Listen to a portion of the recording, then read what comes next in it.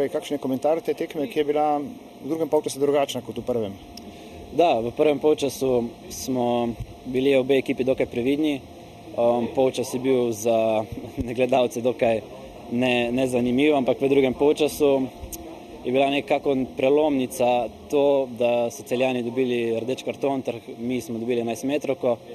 In potem z igralcem manj se je tekma preobrnila v našo korist in do konca smo srečo ohranili ta pozitiven rezultat. Zakaj pa tako skromen prvi polčas?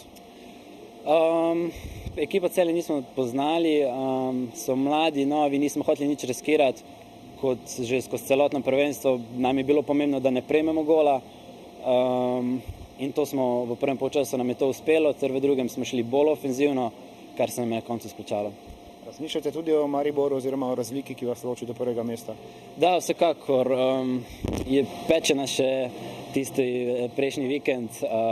Dalo nam je nekaj novih izkušenj, tudi danes v tem primeru nam je v teh zadnjih minutah smo ostali bolj zbrani, nas je vsekakor tisti gol v 22 minuti nas je nekaj naučil, ampak ja, vsekakor imamo v mislih Maribor, hočemo jim slediti, kolikor se le da do konca, tako da zaenkrat nam to uspeva. No.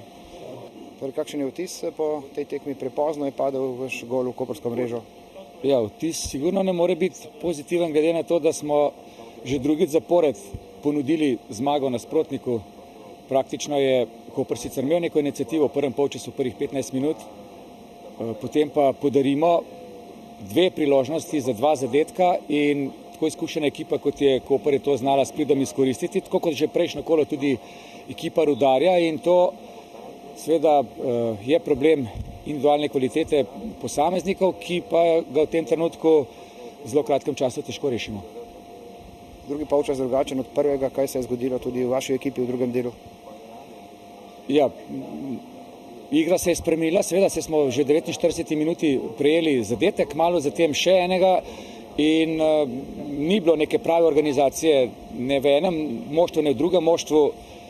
Bilo je veliko, bom rekel, napak v podajah, v ocenitvi posameznih situacij. Cela kupica situacij in za Koper in za nas je potem prihajalo praktično iz takšnega divjanja enih in drugih.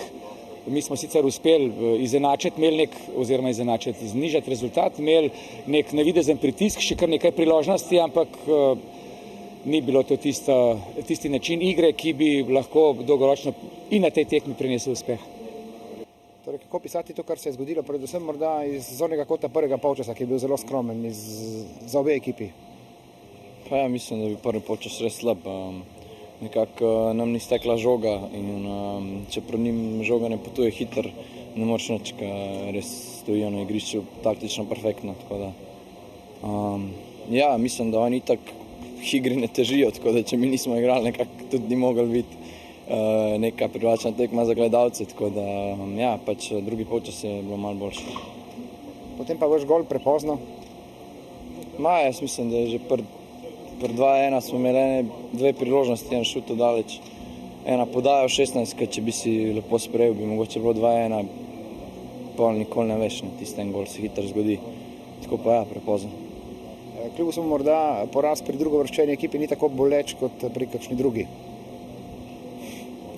Mislim, da v tej naši ligi, razen Maribora, je vse egal, tako da nima veze to.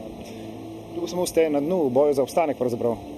Ja, vem, mi smo prišli sem po točke, se drugega, ki na zmaga ne moramo igrati, glede na položaj na tabeli, tako da ja, mi smo se razočarani, še en poraz, zdaj treba je delati glavo gor in naprej, upati na točke doma.